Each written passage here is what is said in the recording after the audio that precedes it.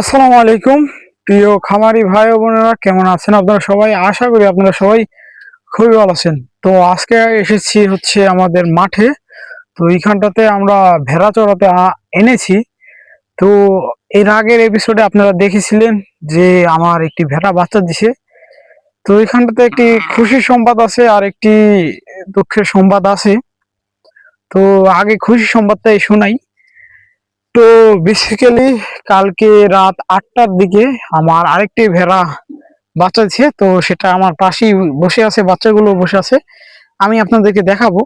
তো সর্বপ্রথম আমি বলি, ব্যাড নিউজটা হচ্ছে কি, আমার একটি ভেড়ার বাচ্চা যেটা আগে হয়েছিল, ওই যে যেটা আপনারা দেখছেন 3টা বাচ্চা হয়েছে, তো সেটার মধ্যে একটি এক্সপায়ার হয়ে গেছে, মানে মারা গেছে। তো কি করবো আর। তো সেটা মানে কি একটু দুর্বল হয়েছিল, কারণ একটি মার পেটে 3টি বাচ্চা ছিল। তো 3টি বাচ্চার মধ্যে দুই একটা কিংবা একটা দুর্বল থাকে। তো তেমনি সেও দুর্বল ছিল, তাই প্রচুর পরিমাণে দুর্বল ছিল। তো সে মার দুধ অত পরিমাণে খেতে পারে নাই, কারণ 3জন ছিল আর আহ, ভেড়ার বান ছিল মাত্র 2টা, তাই পর্যাপ্ত পরিমাণের শাল দুধ তারা খাইতে পারে নাই। তাই একটু মানে অসুস্থ হয়ে গেছিল। তো সাথে সাথেই 1 ঘন্টার মধ্যে সেটা আল্লাহর কাছে চলে গেছে, মানে সেটা মারা গেছে।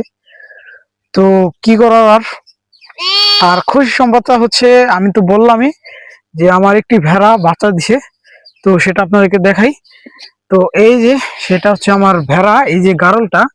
আর এটার বাচ্চাগুলো অনেক বড় বড় হয়েছে, এই যে একটা বাচ্চা আর আরেকটা বাচ্চা এই যে এখানটাতে আছে, আপনাদেরকে দেখাই। আরেকটা বাচ্চা এই যে এইখানটাতে, মোট 2টা বাচ্চা হয়েছে। তো ইনশাল্লাহ এখন এটা যেহেতু বাচ্চা দিয়েছে, আরেকটা এই যে সামনে দাঁড়িয়ে রয়েছে, দেখতেই পারছেন। এই যে আপনাদেরকে দেখাই জুম করে, এই যে আমার এই ভেড়াটা নেক্সট টাইম বাচ্চা দিবে।